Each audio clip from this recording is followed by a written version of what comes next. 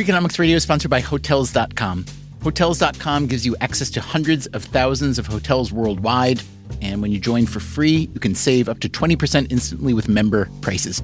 Plus, every stay earns rewards. So when you book one trip, you're already lowering the cost of the next one. Hotels.com is simple, rewarding, and designed to help you get more out of every stay.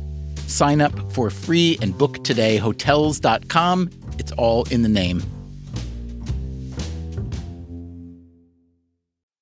Freakonomics Radio is sponsored by Amica. You know what they say, if you want to go fast, go alone. If you want to go far, go together. So go with Amica and get coverage from a mutual insurer that's built for their customers, one that looks after what's important to you together. Auto, home, life, and more, coverage that fits your unique needs. Amica helps you protect what matters most. Visit amica.com and get a quote today.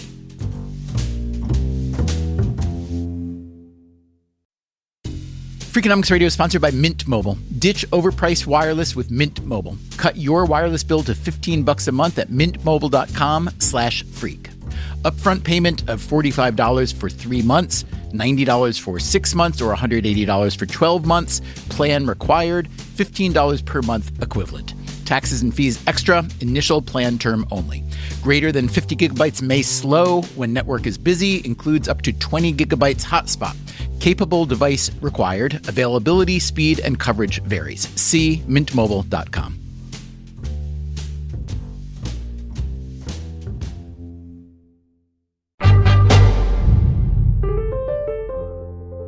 Most products can be sold pretty much as soon as they're made. And that's important if you're in the business of making things because you can start earning back your investment right away.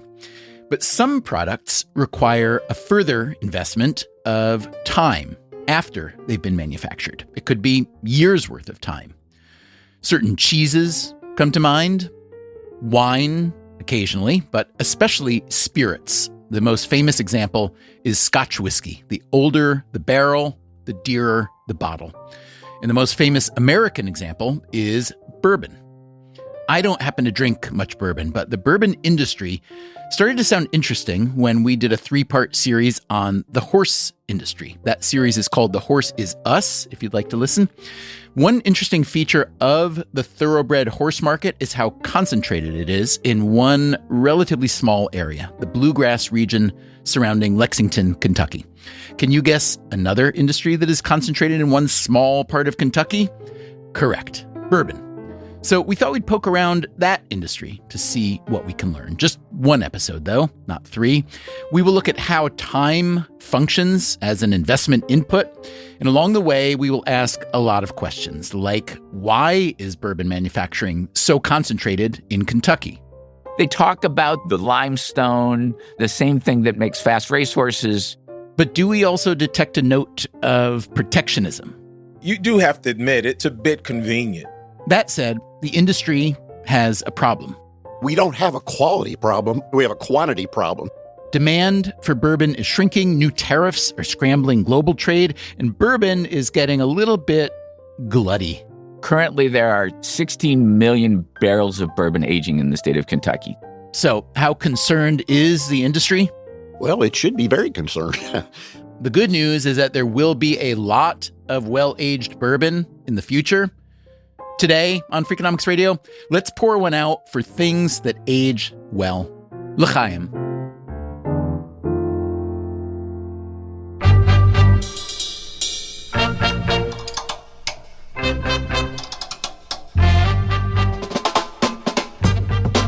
This is Freakonomics Radio, the podcast that explores the hidden side of everything, with your host, Stephen Dubner.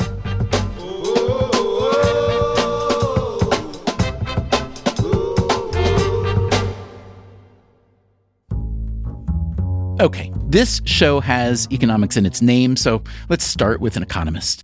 My name is Ken Trotsky. I'm a labor economist and chair of the economics department at the University of Kentucky.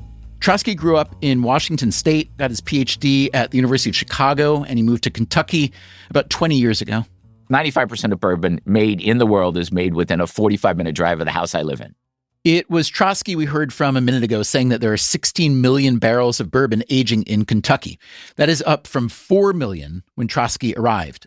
When I got there, bourbon was just starting to recover from a long period of time of when it was in decline. And I was hearing about this bourbon called Pappy Van Winkle's. I told my wife one time for Christmas, I said, I'd like to try some. So she went into the local big box liquor store, and there were a couple of bottles of 20-year-old Pappy. But it was $120 a bottle. Which is maybe triple what a typical bottle would be? Oh, yeah, at least. Okay, it's $120. So she thinks, it's not worth it. And then she goes home and then she says, well, it's a Christmas present, yada, yada. And she goes back and she buys it at $120 a bottle. You try to find a bottle of 20-year-old Pappies right now, and it's probably $2,500, $3,000. And I'm like, why didn't you get two? Pappy Van Winkle is one of a couple dozen bourbon brands controlled by Sazerac, which is one of the biggest spirits producers in the U.S. Some of the other Sazerac bourbons are Buffalo Trace, Blanton's, Eagle Rare. Pappy Van Winkle is aged much longer than most bourbons and is at the high end of the price scale. You can always tell that a commodity is getting more valuable when more people start to steal it, like when thieves rip out the copper wiring at construction sites or go under your car with a Sawzall to cut out the catalytic converter. During the bourbon boom, 65 cases of 20-year Pappy Van Winkle were stolen from a warehouse. The black market value is an estimated $100,000. Ken Trotsky had not been a bourbon man when he moved to Kentucky, but by now he could understand the appeal. I drank that stuff. It's really good. After that, I just started trying other different bourbons. And so your curiosity was taste-based. You weren't necessarily thinking about the economics of it? Well, when people come to Kentucky, what are you going to do with them? Horses and bourbon. You got to take them to a horse farm. You got to take them to a distillery. So I started learning about the production of this stuff and more about the market. And it is a fascinating market in ways that touch a lot of other types of economics. First off, if you want to call it bourbon, you can't sell it for at least 2 years. And most of the time it's 4 to 6. I've read that that's a little bit of a myth, that there's no actual enforced minimum, or is that not true? So I am looking at something and I'll read it to you. According to the Code of Federal Regulations, the CFR, Chapter 27, Section 5.143, if you want to call it straight bourbon whiskey, has to be fermented mash, not less than 51% corn, 160 proof, distilled in the United States, stored in new American charred oak barrels at 125 proof for at least 2 years. So it's got to be stored for 2 years to be called straight bourbon whiskey. This regulatory code dates back to 1964, when U.S. Congress passed a resolution declaring bourbon a distinctive product of the United States, the way that only Scotland can produce Scotch whiskey, or how only the Champagne region of northern France can produce Champagne, better known in these parts as champagne. Ken Trotsky, once he started paying attention to the bourbon industry, could see that it presented some unusual economics, especially around pricing. And the pricing is driven by time. Most bourbon is dumped at 4 years, bottom shelf bourbon probably 4. 6 to 8 years is considered a sweet spot. When thinking about pricing the product, you have to take into account, I got all this bourbon that's right behind me, that's sitting in a warehouse. This is a really, really interesting, hard problem to solve. That doesn't mean it's not a competitive market, because everybody has to do the same thing. It does raise barriers to entry, but it can't raise that much, because when I got to Kentucky, there were probably 6 distilleries, and now there's over 100. It is coming down given some of the recent changes in the bourbon industry. When Trotsky says recent changes, he is talking about what is starting to look like a serious retrenchment in the bourbon industry. The COVID shutdown was good for alcohol sales, a little too good if you talk to public health people. But since 2022, demand for bourbon has been falling. And that's a problem if you've already got 16 million additional barrels aging in their rickhouses. The biggest bourbon producer, Jim Beam, which is part of the Japanese spirits company Suntory, just announced that it would pause production at its flagship distillery for the next year. And there have been layoffs and consolidation at other big bourbon producers. So let's hear from someone who spends time with these companies. My name is Brad Patrick. I am the executive in residence and lecturer at the University of Kentucky Gatton College of Business and Economics. As a land-grant university, we're here to support the business missions of the bourbon industry. Where are you from originally? I detect a little bit of southernness in your accent. Yeah, I grew up in eastern Kentucky and also a bit in Indiana. Where in eastern Kentucky were you? It's hard to describe. There's a county called Knott County. You know, we in Kentucky like to talk about our counties. Knott County is where it is, at the foot of Ball Mountain at the fork of Sand Lake. How's that for my neighborhood? That did it for me, yeah. Yeah, not too far from Possum Trot. Patrick is also a bourbon fellow at the James B. Beam Institute for Kentucky Spirits, which is also attached to the university.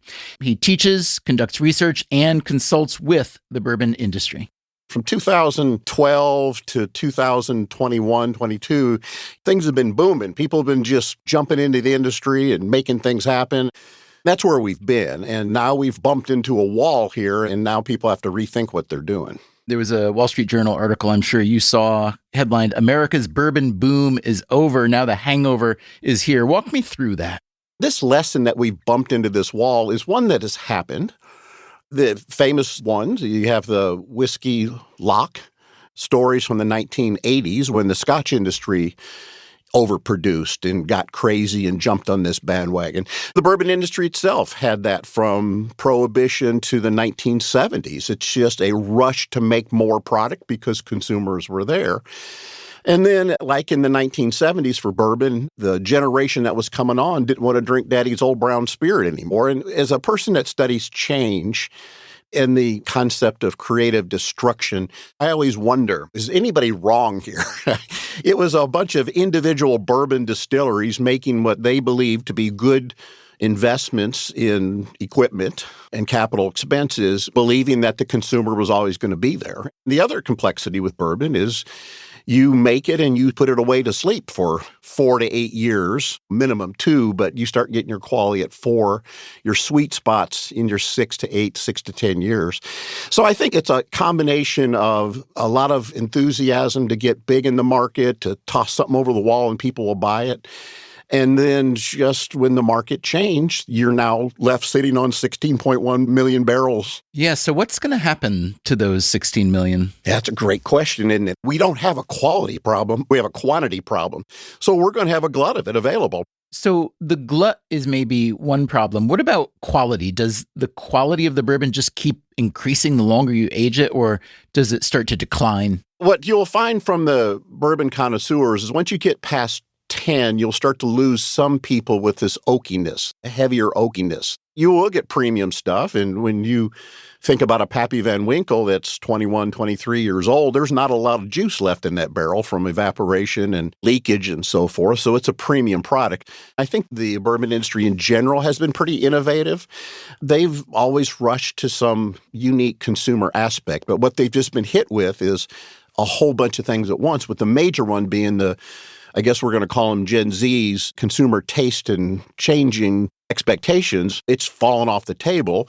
You have your tariff issues. You have the health issues. You have competing aspects of THC and cannabis products. And then what you have on the health side of it is our young consumers now are switching to the ready-to-drinks, the either alcoholic or non-alcoholic cocktails in a can.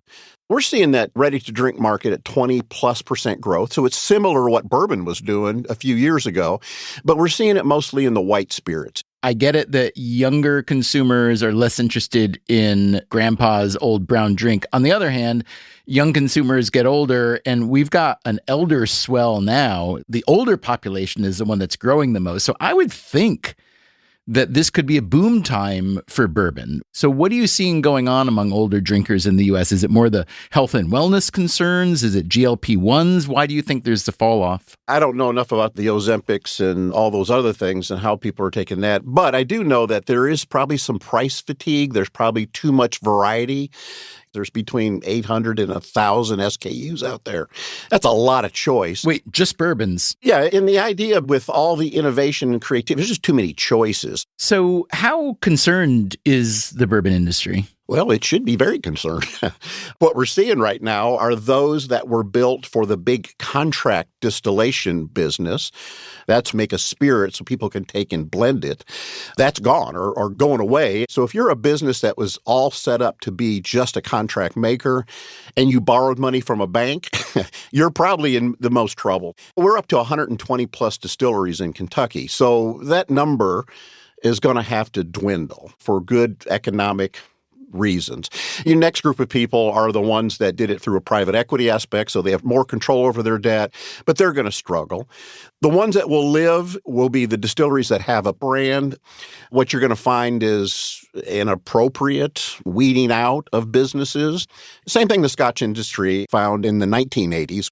They've consolidated down to 5 major players, basically. They were up over 140, I think, distilleries at one point. So I think we're seeing some of the same things. It seems as though the global Scotch market is much bigger than the global bourbon market. Yeah, that's a $40 billion business, and the bourbon's going to get you in the 10 to 11 billion. Scotch has done a very nice job of establishing themselves as a global business. They've gotten their protections, they have their trade agreements, they've done a nice job of creating who they are. I think they're well established and they have the right infrastructure to do it, and the bourbon industry does not have the infrastructure. What's missing? A lot of things. Okay, let's unpack some of the bourbon industry's infrastructure problems.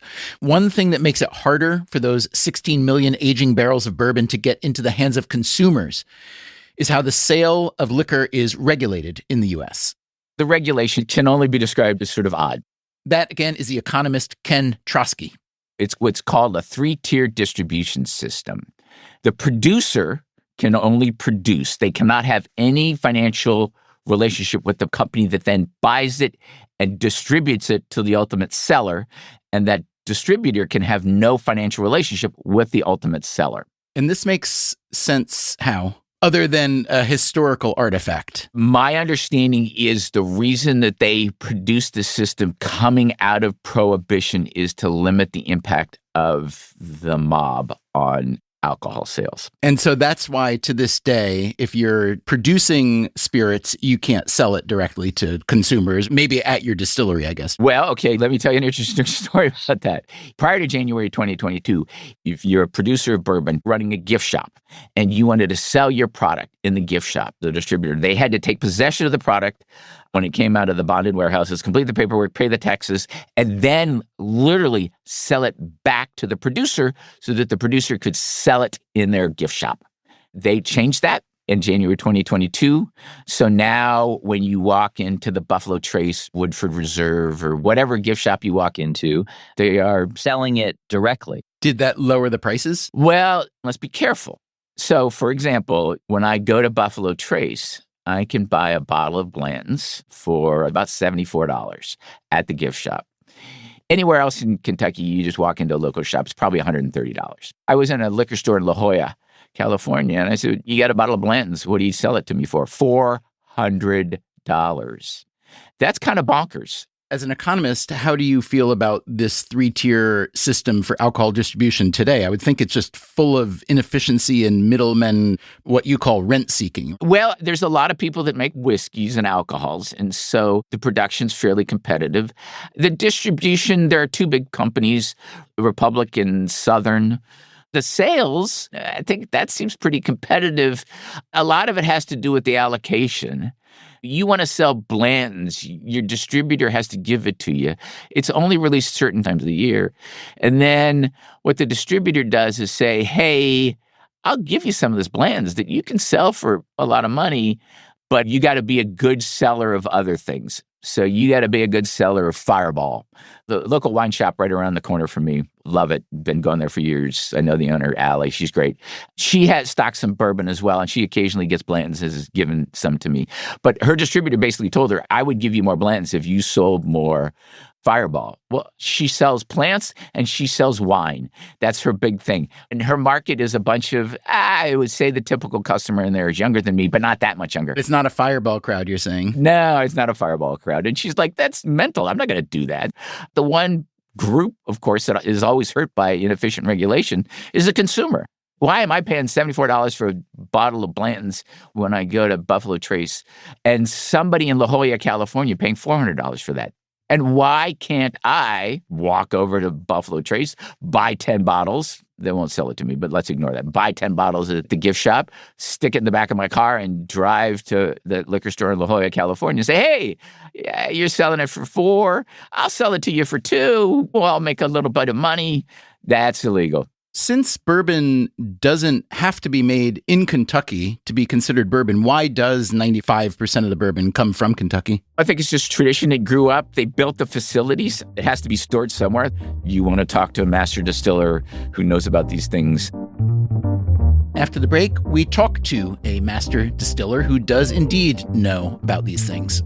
You have cellulose. Then you have hemicellulose. And then you've got a group of compounds called lignins, which are really complicated.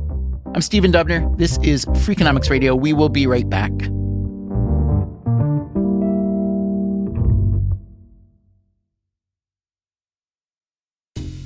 Freakonomics Radio is sponsored by Cash App.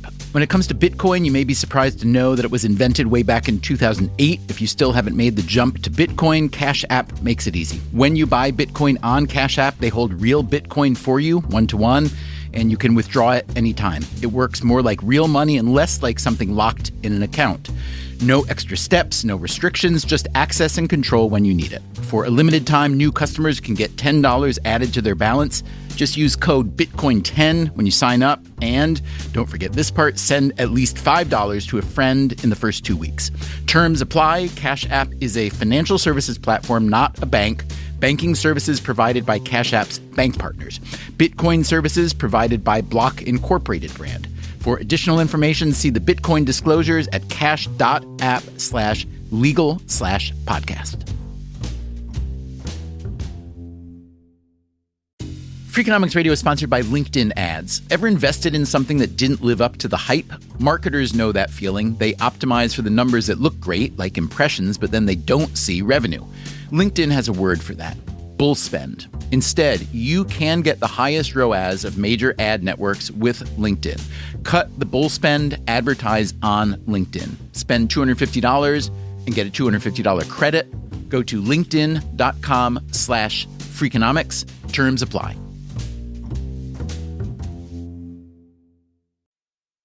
Freakonomics Radio is sponsored by PNC Bank. Boring, great word, bad rep. Yet time and time again here at Freakonomics, we find that when something culture-changing happens, boring things like calculations and careful planning are usually behind it. Which begs the question, why not apply it to other aspects of life, like banking, for example? Well, PNC Bank did since its inception, proving time and again that the best banking strategy isn't the exciting type, but the steady, reliable, definitely not YOLO type. PNC Bank, brilliantly boring since 1865. Brilliantly boring since 1865 is a registered mark of the PNC Financial Services Group, Inc. PNC Bank, National Association, member FDIC.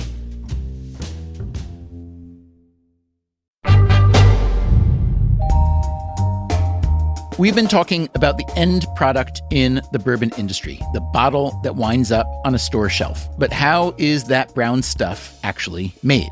For that, we need to talk to this person. My name is Danny Kahn. My title is Master Distiller, Distillation and Aging Operations Director, Sazerac.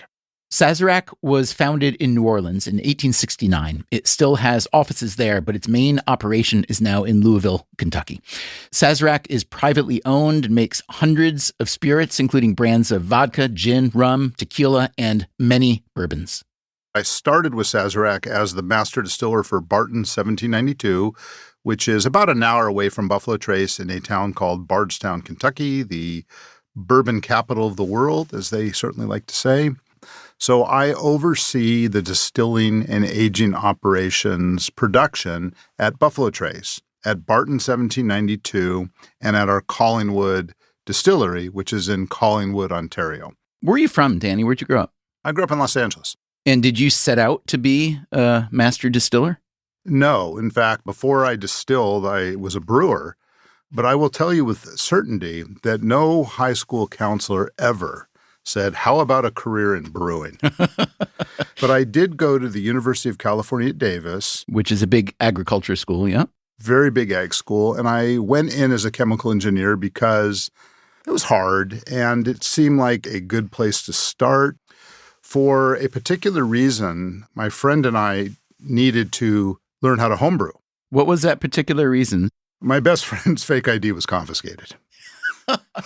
He was very panicky and, he had to go to court. I was panicky too, and I said, we have to learn how to make beer. There was a homebrew shop in Davis and started to make beer and absolutely fell in love with the science and the art of it. Turns out that UC Davis has viticulture and enology, which is grape growing and winemaking. I ended up taking a preliminary class. I didn't even know Sauvignon Blanc was a white wine. But I studied and I thrived on creating something that people enjoyed and that it had social impacts and economic impacts and global impacts. So I just fell in love with the science and the business of alcohol production. I eventually evolved into fermentation science, which for me was a cross between chemical engineering and microbiology. You worked in beer making, correct? Yes. I worked at Anheuser-Busch in a variety of locations for many, many years. It was a phenomenal technical education. I would think it's not so easy to switch from being a master beer person to a master bourbon person. It was a very logical transition. If you think about whiskey, we make beer first, then we distill it, and then we age it. So all of that knowledge was a great foundation to go into distillation. Maybe you could give us a quick tutorial in how bourbon goes from being raw materials to the bottle. How much time you got? Is 3 days enough? No. So 5 things required to be bourbon, 51% or more corn. It has to be made in the USA. It has to be distilled to no more than 160 proof. That's 80% alcohol. It has to be put away into a barrel or a container, no more than 125 proof, and it must go into a new charred oak container. In our case, we use a barrel. I have to say, when I read these rules, they sound to me like a 16th century religious proclamation. I'll tell you, this was a law based on prior history. And certainly I'd like to think that that had everything to do with what makes the best bourbon, and let's put in regulation to continue to make a very notable product. Now, to what degree were the corn lobbies involved? That's what I always wonder. I have read that the barrel makers and the copper industry and maybe the corn industry all really loved this confluence of rules. You're saying that these rules were derived for the primary purpose of improving or protecting quality, but tell me what you can about how there might have been a little bit of not self-dealing necessarily, but people looking out for their own interests. I will say that I can defend every single one of those components as to why they are positive for flavor. Let's do that. That'd be fun. Let's start with the corn. Corn. Okay, so first of all, it's my belief that our forefathers came over more familiar with rye whiskey. And as they went west, I'm sure they learned that rye does not grow well. It grows well in the upper plains of Canada. It grows well in Europe. It grows well in the northeastern states. It does not grow well as they moved west. But what does? Corn. It's plentiful. It's got a lot of starch, which is needed to create sugar, which creates alcohol. It's got an enormous amount of flavor that comes from the oil and other components of the corn. Rye is important for flavor. It provides spice and floral notes and pepperiness and cinnamon, but does not have a ton of extract. Okay, let's keep moving down your list. Made in the USA, what's the importance of that? We can control it. If there's a law, it applies to this country. That's a good way to control it. It does not have to be made in Kentucky, but it does have to be made in the U.S. Even though bourbon does not have to be made in Kentucky to be called bourbon, I see that something like 95% of all bourbon is made in Kentucky. Why is that? Well, bourbon originated in Kentucky, became popular in Kentucky. When you have an infrastructure for a distillery or two, it makes it easier for others to come in. So we grow a lot of corn, and the vast majority of our corn comes from a pretty small radius around the distillery. We talk a lot about the water in Kentucky. For distilled spirits, it is truly magical. It comes through limestone caverns, so it's got a lot of calcium in it. It's got a pronounced flavor. It's mineral-y. Those calcium components in particular and other minerals are really important for the enzymatic reactions in the cooking process. They're also very important for certain yeast functionality. And then when we distill it, those components stay behind. They don't get carried over in the distillate. And that's a really important reason why bourbon in Kentucky is very good. Does that mean that you have fantastic bread and pizza there as well? I can speak for my own pizza dough, and I think it's pretty damn good. Okay, let's hear about the third bourbon requirement, the distillation. It can be distilled no more than 160 proof. We typically go to 135 or 140. And in so doing, you retain a whole bunch of flavor. What I like to explain to people, if I distilled to 160 proof and then diluted it to 125, which is, it cannot be higher going into the barrel. So again, 160 to 125 versus 135 to 125, those would be very different flavors. The 160 distilled proof would tend to be lighter, a little more neutral. The lower distilled proof, 135-ish, retains a lot of flavors. And those flavors are really important in how the whiskey ages. They oxidize slowly over time. They react with different components in the wood and the distillate. So having those flavors present, they become precursors to what makes really delicious whiskey delicious. Okay, the fourth item is a big one. Bourbon must be aged in new oak barrels that are charred with fire. Now, technically, it's a container, but rolling boxes is hard. So we put them in barrels. But so they're new charred oak containers. So there's a whole process, and I'll be brief on this, but... Don't feel you need to be brief. I, like you, am very interested in this part. Okay, this is super interesting. When a barrel is made, the tree is cut and it's quartered and staves are cut. Those are the pieces that become the individual components of the barrel, the long, skinny pieces. Typically, there's 34 to 36 staves per barrel. They're cut, and then we stack them up Jenga style, so there's airflow, and we let them sit out in the field for approximately a year. That process is called seasoning. Rainwater will rinse off certain components called tannins and others, and then normal microbiological activity will break things down in the wood that become very important flavors later. Microbiology and fungal activity is super important for really good flavors throughout our history. So we have learned that. Now, that's not part of the law, but that's what we do. You are making the barrels yourselves? We have a cooper. A cooper is a person or a company that makes barrels. Are they part of your operation, or is that subcontracted? It's part of Sazerac, but it's not under my responsibility. Now I've got a very close relationship with the cooper because if we see problems, we communicate with them on a regular basis. Now, what about the forests themselves? Do you control them, or you're buying that from a third party? The cooper is buying that. We have some of our own property, but we're buying logs on the market. And there's a very important quality check and criteria that they go through to make sure that they meet our objectives. So the staves are seasoned for about a year, and then they are brought into the cooperage and they build the barrel. They steam them, they cut them to get the right bevels. Is this done by hand or machine? It's very labor intensive, but the cutting is mostly done by machines. Then they will build the barrel except for the top head. So you've got all the staves, and then you've got a bottom head and a top head. And we will provide direct fire, very intense, very hot for about 30 seconds. And that gives us a certain level of char. The char actually absorbs components, kind of like your water filter at home would do if you have bad tasting water. It's the layer below the char that's been cooked that are the extractables that we are looking for. How is that fire being applied? It's a natural gas. There's sort of a sprinkler nozzle, if you will. So there's flames coming out all directions. It gets direct flame for about 30 seconds, and then we quickly extinguish it. And these are the open barrels going down some kind of assembly line, or someone coming along to a row of barrels with their blowtorch? It's coming through an assembly line.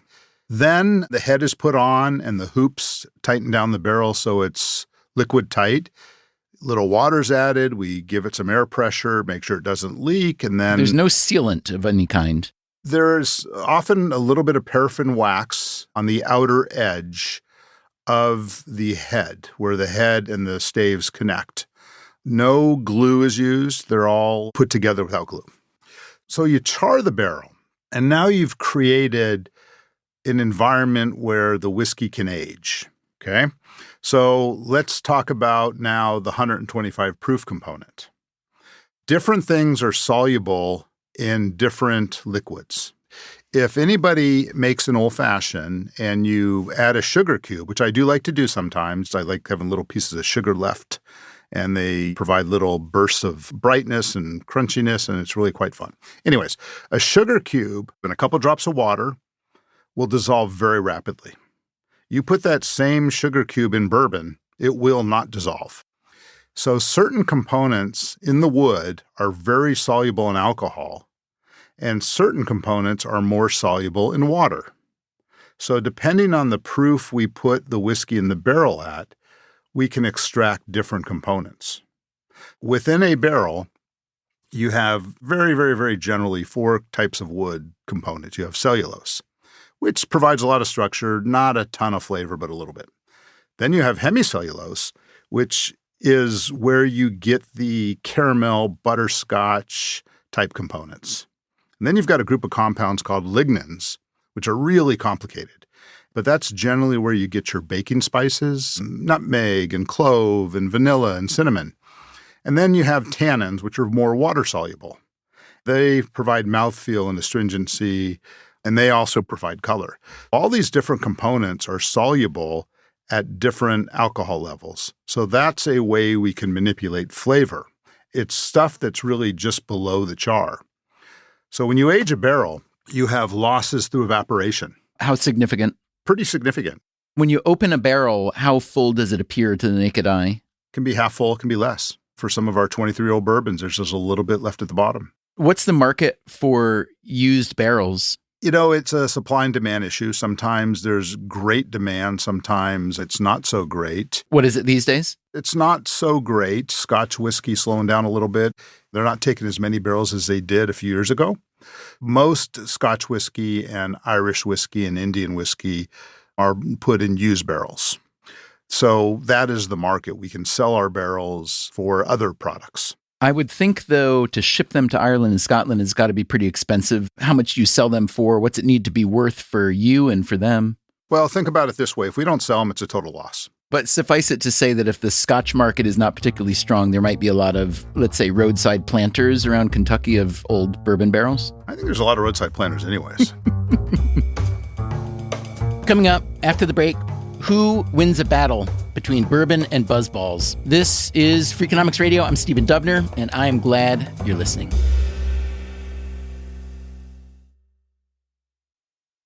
Freakonomics Radio is sponsored by Figure. Did you know that 40% of homeowners own their home outright?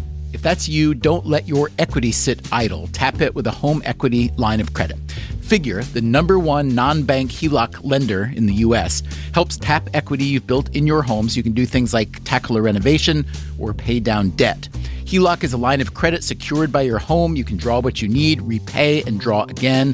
Figure offers a 100% online application. Get approved in 5 minutes and funding in as few as 5 days. It's faster than a bank loan and cheaper than a personal loan. Check your rate today without impacting your credit at figure.com/Freakonomics. This post is sponsored by Figure, NMLS ID 1717824. Figure is an equal housing lender. For more information about their licensing, visit nmlsconsumeraccess.org. Figure's HELOC is subject to credit approval and terms apply. Freakonomics Radio is sponsored by Advantech. No one likes a creaky floor, and builders know that the subfloor sets the tone, which is why Advantech subflooring is engineered for strength, stiffness, and moisture resistance. Advantech products are designed to stand up to the elements and give you a bond so strong it's backed by the industry's first squeak-free guarantee. No squeaks, fewer callbacks, no problem. When the schedule is tight and performance matters, head to huberwood.com/Advantech to lay the foundation of a solid build.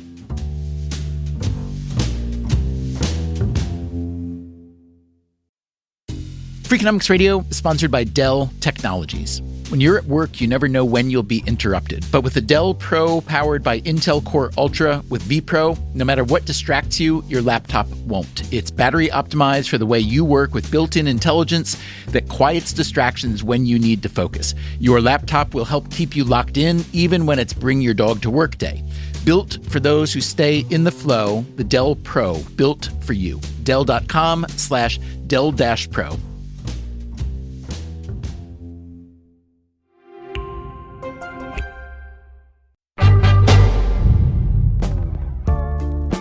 Before the break, the master distiller, Danny Kahn, told us that the official rules of bourbon are meant to guarantee the quality of the product. But if you think about things from the consumer side, We consumers are highly prone to seeing a naked emperor and insisting that his clothes are exquisite and divine because we don't want to be that one person to say this wasn't worth $8,000. that is Andrew Muhammad. He is an agricultural economist at the University of Tennessee. I've been working on trade issues across all agricultural commodities, including beer, wine, and spirits, for about 2 decades now. And how much time does Muhammad spend thinking about the brown stuff? Whiskey and bourbon seems to be occupying about 50%, and sometimes it feels like 100% of my time. So, does Muhammad buy the argument that bourbon regulation is all about making the bourbon great? Or is there, as there is in many old industries, some soft protectionism in there to help out the incumbent distillers? And that whole new charred oak container story does make for good marketing. Yeah, I mean, you do have to admit it's a bit convenient, right? If you think about the fact that we actually export these barrels for Canadian whiskey production, Irish whiskey production, some of the finest Scotch in the world. There's very expensive Japanese whiskey that use barrels from Kentucky and Tennessee. And so to make the argument that of a quality distinction would be very convenient marketing. As an economist, this seems to me like a policy that led to an increase in demand and a policy to sustain demand. I'll concede that I'm sure there's a distinction in terms of taste when one uses a newly charred barrel versus a second use or a second charred barrel.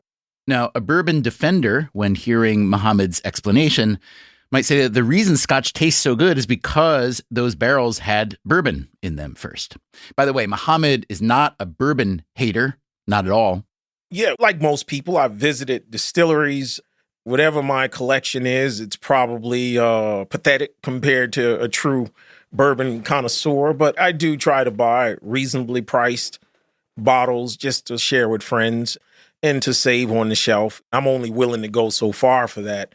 As an economist, it's also made me cheap. You can actually find very good quality stuff in the $50 to $60 range. I've spent as much as maybe $250 on a bottle. I feel like I've overpaid. As we heard earlier, the bourbon economy is shrinking because of flagging demand among U.S. drinkers.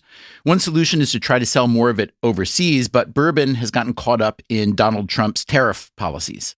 During the first trade war, we put tariffs on steel and aluminum, and the entire European Union retaliated with a series of tariffs on very strategic products to try in some way affect certain politicians in those states. One retaliatory tariff was on Harley Davidsons, right? And I assume that was to affect Paul Ryan in Wisconsin. There was a tariff on peanut butter. And Europeans don't even like peanut butter. But there's this 25% tariff. And that, by the way, led to a collapse in U.S. peanut butter exports to Europe, strangely enough. They also then imposed this retaliatory tariff on American whiskey, which includes Tennessee whiskey and Kentucky bourbon, right? The broader generic whiskey category coming out of the United States was subject to this 25% retaliatory tariff. Muhammad says that some whiskey companies responded to tariffs not by raising prices, but by cutting them. Why would they do that? Because once you lose market share in the distilled spirit sector, it's very hard to get it back. When someone finds a new favorite bourbon, they spend less on what they used to spend money on. No company wants to risk that. But tariffs can be a problem when overseas growth is part of your business plan. The Kentucky bourbon and Tennessee whiskey industry has done exceptional global marketing. The biggest Tennessee whiskey by far is Jack Daniel's, which is owned by Brown-Forman. Chris Stapleton's song, Tennessee Whiskey, I've heard that song the world over. There were even people humming that song in Kenya when I visited on this distilled spirits project. As smooth as Tennessee whiskey, as sweet as strawberry wine. Everybody knows that song. When it comes to distilled spirits, particularly say Tennessee whiskey and Kentucky bourbon, these are products where people have developed serious habits, right? And I don't mean habits in a negative way. I simply mean habit formation in consumption. And so even small price changes do not necessarily have huge effects on demand. Now, where we have seen retaliation that's been quite effective, and that's in Canada, they simply took American products off the shelves. If you just leave spirits up to tariffs, we're talking about global corporations that can internally manage that. When you have these smaller craft distillers, they may not be able to. There are other things that governments do to make things more complicated for the bourbon industry, like barrel taxes. The state of Kentucky has for decades levied an annual tax on aging bourbon, just as it's sitting there in its barrel. Here's Brad Patrick again from the University of Kentucky Business School. From a tax perspective, when you look at our history, I think what you'll see is this evil, sinful spirit that can be consumed appropriately and fairly had a sin tax with it. And even today, if the bourbon producers fight it too much, you lose a little bit of the crowd there. In 2025, bourbon distilleries in Kentucky paid out $75 million in barrel taxes. But that tax is being phased out. It's set to be eliminated by 2043, so the bourbon makers will just need to be patient. On the other hand, they're good at that. Patience is also part of their business plan. Andrew Muhammad again. Most products, time is an inconvenience, right? I tolerate time for quality. So if I want a tailor-made suit and the tailor says it's going to take me a month, I'll tolerate that month for the quality of suit I'm going to get. But if I meet a tailor who's just as good and who can do it in 2 weeks, I wouldn't say, no, I'll take the month because I get to somehow brag about this suit took 4 months instead of 2 weeks to put together, right? Time is an inconvenience. But when it comes to bourbon, time is an actual product attribute that consumers seem to value, even beyond the taste of the product itself. The joy of seeing that on our shelves, to tell our friends, that in and of itself gives us satisfaction, which then causes some people to pay the extra $2,000, $3,000, or $4,000 for it. But that secondary market has been softening. This makes sense. Overall demand for bourbon has been falling, and with 16 million barrels aging in Kentucky, oversupply could be a problem. I went back to Brad Patrick and asked what he thinks the bourbon industry will look like in 5 or 10 years. You're going to have a large quantity of high-quality bourbon spirits out there.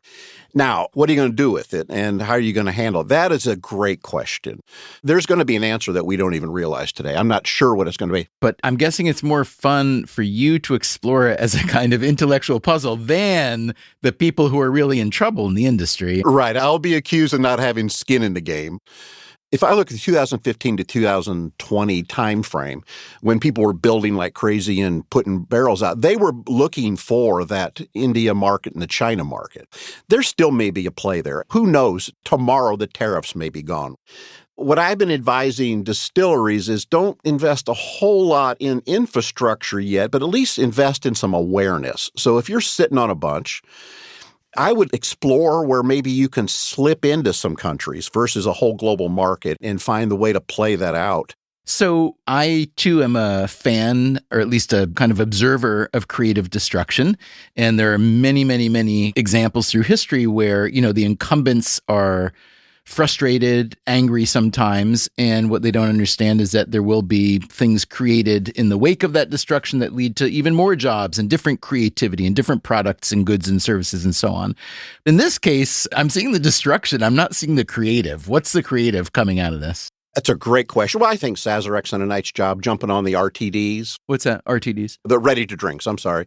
Yeah, Sazarek has jumped on the RTDs, and they've done a nice job. They purchased a business. It's growing 25% right now. So if you're a distillery that has the bottling and canning equipment to do that, I think it's to be a reasonable thing to jump on. I think that'll peter out eventually. Where we're seeing the most success right now is the tourism aspect. Our tourism here for the Bourbon Trail is very, very popular.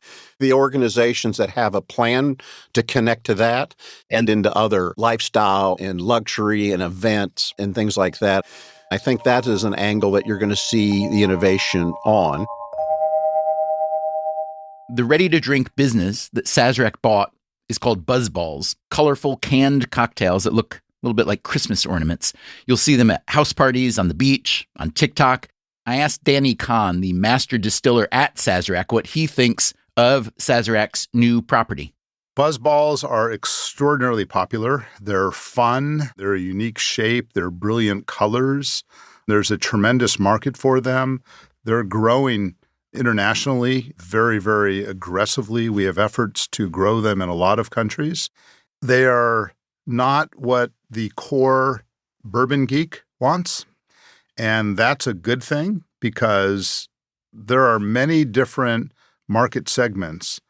And I do not think we're in a position to say, this is bourbon, you will like it. The alcohol pie is not growing aggressively. So where are we not represented and where can we get involved? And that's some of the components or pieces behind Buzzballs. I will tell you that my youngest daughter, her friends think I'm a hero because I work for the company that makes and sells Buzzballs, and I take that credit and don't tell them the truth, that I have nothing to do with them.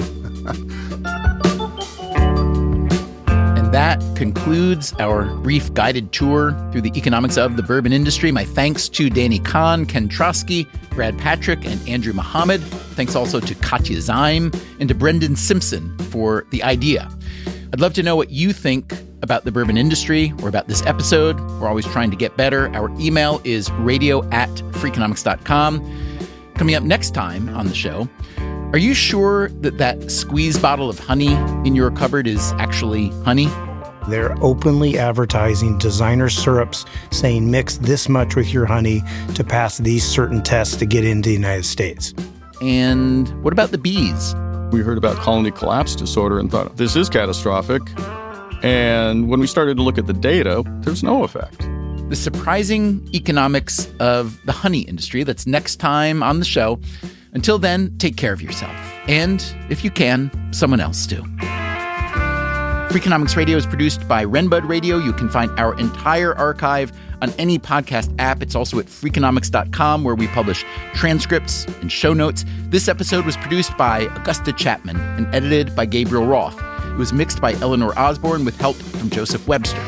The Freakonomics Radio Network staff also includes Dalvin Abuaji, Ellen Frankman, Elsa Hernandez, Ilaria Matencourt, Jeremy Johnston, Mandy Gorenstein, Peter Madden, Teo Jacobs, and Zach Lipinski. Our theme song is Mr. Fortune by the Hitchhikers, and our composer is Luis Guerra. As always, thanks for listening. I have to say, it sounds like you drink a lot. Thank you very much.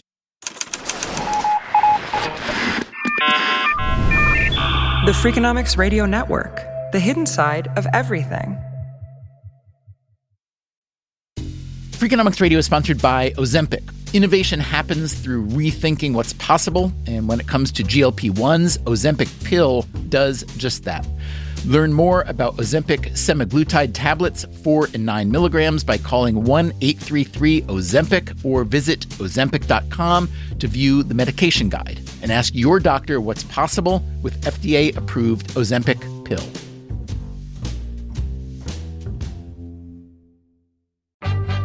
Hey there, I'm Stephen Dubner, host of Freakonomics Radio.